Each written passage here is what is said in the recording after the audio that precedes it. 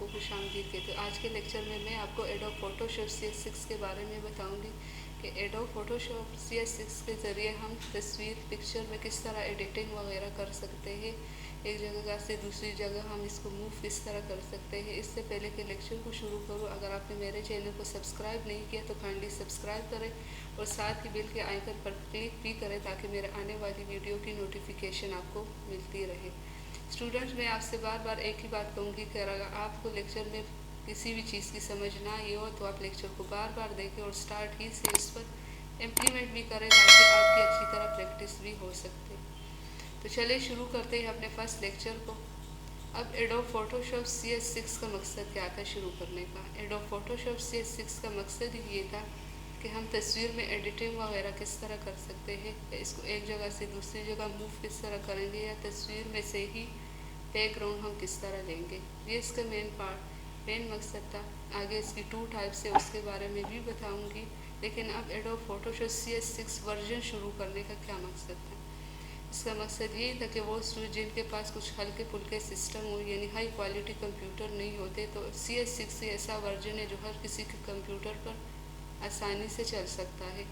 बाकी अगर आप इसके किसी वर्जन को डाउनलोड भी करना चाहते तो आप इसको डाउनलोड भी कर सकते हैं। अगर आप इस CS6 वर्जन को भी अच्छी तरह सीख ले तो आप इसके बाकी एडवांस वर्जन में भी काम कर सकते हैं। तो चलते हैं इसकी 2 टाइप्स की जानब। इसकी टाइप्स कौन सी है।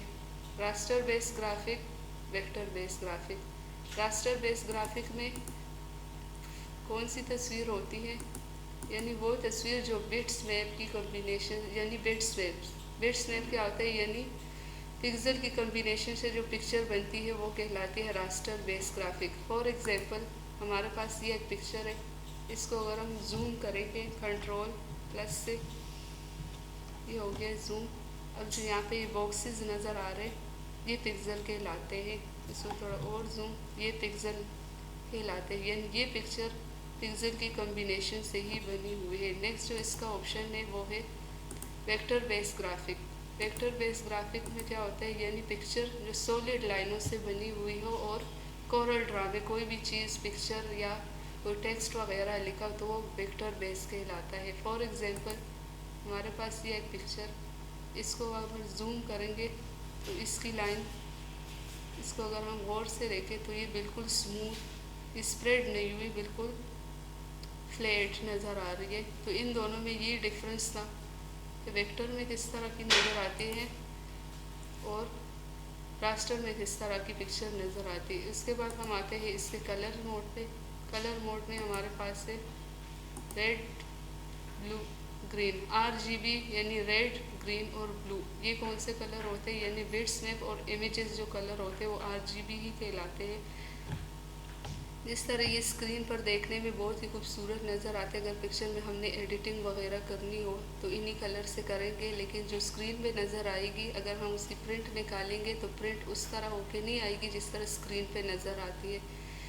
नेक्स्ट हमारे पास जो ऑप्शन है इसके CMY के, सियान, मैजेंटा, येलो, ब्लैक कलर। इस कलर की हमें कहाँ पे ज़रूरत पड़ती है, जिस तरह हमारे पास बैनर वगैरह में से ज़रूरत पड़ती है, या इन्विटेशन कार्ड। जिस तरह ये स्क्रीन पे कलर खूबसूरत नज़र आते हैं पिक्चर या टेक्स्ट वगैरह में कलर की एडिटिंग वगैरह कर सकते हैं, तो ये इस तरह प्रिंट होके भी जो निकलेगी वो बिल्कुल इस तरह ही नज़र आएगी जिस तरह ये स्क्रीन पे नज़र आई थी।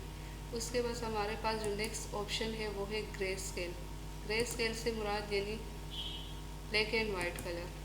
ब्लैक एंड वाइट कलर, इसकी ज़रूरत हमें कहाँ पे पड़ती है, अगर हमने किसी पिक्चर को ब्लैक एंड वाइट में कन्वर्ट करना हो तो इस तरह हम ग्रे स्केल के ज़रिए कर से। बाकी अगर हम टेक्स्ट वगैरह इस पर लिखना चाहते हैं तो वो भी ब्लैक एंड वाइट कलर में ही लिख सकते हैं।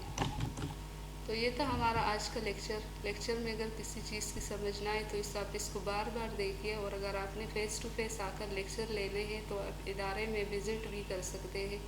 मिलते हैं नेक्स्ट ट्यूटोरियल में, तब तक के लिए इजाज़त दीजिए। अल्लाह।